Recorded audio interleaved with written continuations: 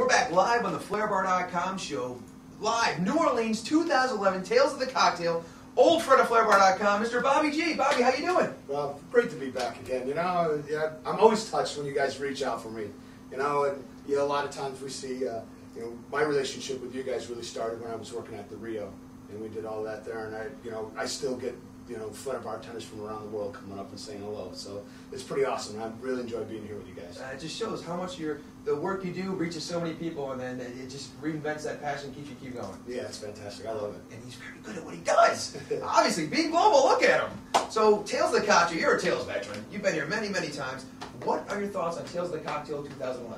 It keeps getting bigger, and I don't know how much bigger it can get before this town collapses, but man, we were out on Bourbon Street on Wednesday night. We have a USBG meeting at 11:58 in front of the old Absinthe House, and that street was just packed. Oh, yeah. Just packed, unbelievable. And then you're seeing people from all over the world.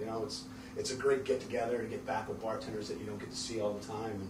And, you develop friendships here that really last around the world and can literally take you around the world, because you're going to meet somebody in another state or another country, and you're going to go there, and hey, I got his card, you call him up, and he's going to take you around to all the great places. So it's a fantastic thing, it really is. Oh, I agree. Great networking event, and great people among great cocktails. And speaking of events, while you were here, did you get to enjoy anything? Did you see any seminars or events? What was your favorite thing you saw so far here? Working the whole time you're here. And even though I wasn't booked to do anything, I've been working the whole time. They put you to work anyway. Yeah, we had a bourbon dinner at La Coque Brasserie in Fresno, and Bernie Lovers were there with us, and we were with Jared from Louisville, Kentucky, and he brought his guys out, and they were doing it, and they asked me to come by and support them, and it was really fun to see young bartenders that are so enthused about bourbon and bourbon cocktails and doing things a classic way. And it was great because we got to debate: do you muddle fruit in old fashioned, or do you not muddle fruit? And how do you do this and how do you do that? And we were batching them for the dinner, and they decided to go without muddling the fruit, because that's something you really can't do in a batch form. But the cocktails were fantastic, and the food was great. And anytime you're hanging out with Bernie and Freddie, it's a good time. Oh yeah, and that's what, like you said, that's what it comes down to. At the end of the day, it's all about the cocktail. Yeah. So speaking of being global, what are the new products coming out? Anything for the future new? Well, you're looking at our new Devil's Cut here. I love the name. It's just hit New Orleans last week, and you can't find it anywhere. It's being sold out everywhere it's been launched. It's fantastic. What it is a 6-year-old product bottled at 90 proof. And when bourbon ages in the rack houses, there's that evaporation. Angel share. The angel share, yeah. Down in Claremont, they like to call it Booker share, and, nice. and Freddie swears that it's gone up at least 2% since Booker left us. So Booker's doing his share. But at the end of the day, when you dump that barrel, and in this case it's 6 years later, there's what they call soakage. There's because wood is porous. And that whiskey gets into that wood, which is where all that color comes from, because it goes into that bottle as clear as vodka. And it comes out like that 6 years later, and all that color is coming from that wood. It's that interaction, because when the cells get warm, the cells open up and the whiskey seeps in, and then when it gets cold, they tighten up and push it back in. And it's that going through that char layer that's there that brings all that color and flavor. Well, what you found, and this is no new process. This has been done for hundreds of years, since guys were making whiskeys, and really back in the old days, they would reuse everything. And if you could imagine the barrel sitting there waiting to be reused, well, somebody rolls a barrel, they'll roll it over and get it there ready to be reused. All of a sudden someone goes, man, there's still some whiskey in here. And so what they found, they would put some water in the barrel, they would roll around in the yard a little bit, set it in the sun, and that agitation and that water, which attracts alcohol, just suck that whiskey out of the wood and in there, and you got some more whiskey that's heavily intense wood flavors. So what we've done is we developed a process, and we have an agitator. We get some heat in there with some water. We put about 35 gallons into the thing, and we extract some of that water out of there, all that whiskey out into that water, and then we use that water to bring our barrel strength whiskey down to bottle strength. Oh, nice. So if you think about it, in essence, what we're doing is we're taking barrel strength whiskey, bringing it to bottle strength with bourbon flavored water. Yeah, it's a great idea. great pastas. I'm dying to try it later. The flavor is fantastic. We'll have some, and you'll get to see how it's really developed and brought in that richness of that wood. Now we're talking about cocktails. Actually, what is your favorite cocktail? Brands aside, when you're sitting there at the bar ordering a cocktail, what do you drink? You know, it really depends on where you're at. You know, because there's some bartenders you can trust to make a great cocktail, and my goal is to get out there in the world and really teach bartenders how to make a Manhattan. Please, everybody, stir your Manhattan. Do not shake it, whatever you do. And so, you know, that's my goal, is to get out there. I love Manhattans. And what's great with our portfolio of whiskeys is, you know, there's a different one. Each brand will make, you know, each mark will make, you know, Beam White is going to be different from Beam Black.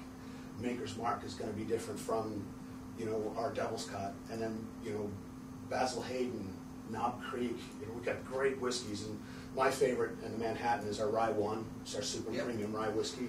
I think it makes one of the best Manhattans in the world. I've never tried the Manhattan, but we'll definitely try it. And we even, you know, even our Canadian club, you know, shout out Dan Tullio there.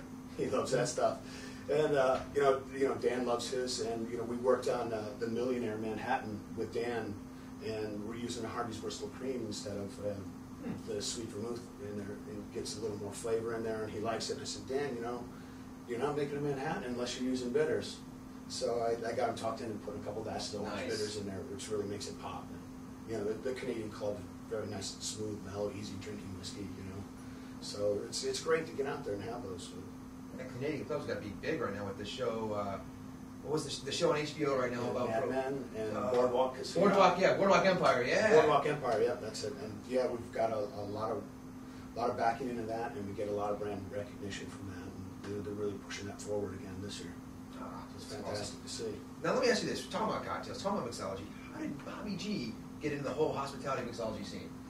Well, you know, it started when I was working as a bar back in South Florida, and you know, I always tell people, you know, we had those 3-position sinks. You remember those days with the brushes, the rinse, and they put me on a smaller bar, which actually had a cocktail waitress station, so it was the busiest bar in the place.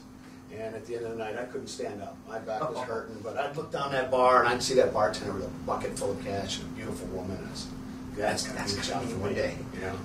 So yeah, I've taken quite a few bucks of cash home, but still haven't met that woman yet. So. And if you're looking, you can find him on Facebook at BobbyG.com. Long walks on the beach, Manhattans. If you're interested, he's also on Match.com. Now. It's good, you know. It's great. You know, I tell people, you know, I started bartending, so girls would have to talk to me. And you know, you find out right away. You know, it doesn't matter where you go in the world, people like a good cocktail. Yeah. And when you start to see that, and you start to work with it, and you start to develop, and then there's a time in every bartender's life where you go, wow, this is not just a job. This is a great career. I can make a good living at this. And that's what's happening in the world today. You know, there's so many people that are making it a career, not just a job, and it's fantastic, and it's pushing everybody forward. And I was fortunate enough. I went from South Florida to Las Vegas and opened up some casinos there. Opened up the Mirage Hotel and Treasure Island, and went over to Bellagio, which is where I met Tony Abogano.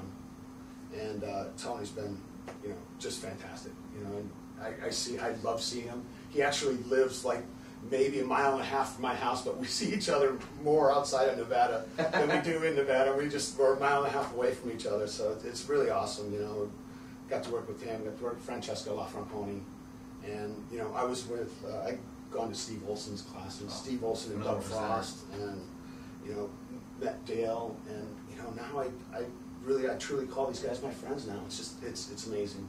You know, I love it, and I get such a great thrill when guys that I work with have gone and moved on. You know, Gaston Martinez and Danny Gonzalez and these guys, and you know, all these little guys from, you know, Las Vegas that I worked with, and then guys from around. You know, even the Flair guys come up and say, "Dude, you inspired me so much to do." And I said, "I love that, man. That's amazing. That's, to me, you know, that's what it's all about." You know, you got the passion, dedication. You stay in it long enough, and everyone kind of filters up. And then you're all at this level, and you help each other out, and it just gets the job done that much quicker. Yeah, you can't walk. I mean, everywhere you go here, while everyone works for a brand, you won't find a single mixologist that works for a brand that'll walk into a room and not say, "Hey, you guys, you need some help?" Yeah. And we'll jump right in. and Awesome. it's fantastic. Which Josh and I found that out earlier. Yeah, put the work in. Yeah. Hey, Paisan, you're a great guy. We love you, man. Yeah, he's another one of those guys. That kid, I worked with him at the Rio, and he came in and just wanted to learn, and he was like a sponge. And then he took it to even another level. And this guy, I call him the triple threat, because he'll do flair, he'll do mixology, and then he'll do the molecular thing too. Yeah, and he's a great presenter. He loves to talk too. He's good. Which I think we went through 3 tapes last time in this interview. Let me ask you this: the state of mixology where it's at now. How would you compare where it's at now? Describe it, and then also where do you think it's going in the future? I see it started, with people getting into some of the classics. And then it kind of took a little bit of a left-hand turn when everyone started to read all these ancient cocktail books, thinking, I have to bring this back, and that whole speakeasy thing came out. But what also came along with that speakeasy, little trend that we had there was a lot of pretentiousness. Mm-hmm. And I'm seeing that going away now. Oh, thank God. There are bartenders that are out there that are still a little bit like that, and cocktails today are based in your classics. You need to know your classics and know that preparation and the technique of making them is key. And once you do that, then you can go off and start to create new cocktails all the time. But our role as a bartender when you're working behind the bar is not to tell people what to drink, it's to take them on an experience. Find out what they're looking for. What is it that you like? And how can I make his or hers cocktail just the best thing they ever had? And that should be your goal. Every cocktail you make, someone should taste it and go, man, this is the greatest thing I've ever had. And that's awesome. I love that. I agree 100%. And speaking of cocktails, we're going to come to break, but when we come back, do you mind making a cocktail for us with the new Devil's Cut? Absolutely. We'll make 3. I like it. We'll be back right after this. That was great. Awesome. Cool. We good? Did you Start over? broadcast?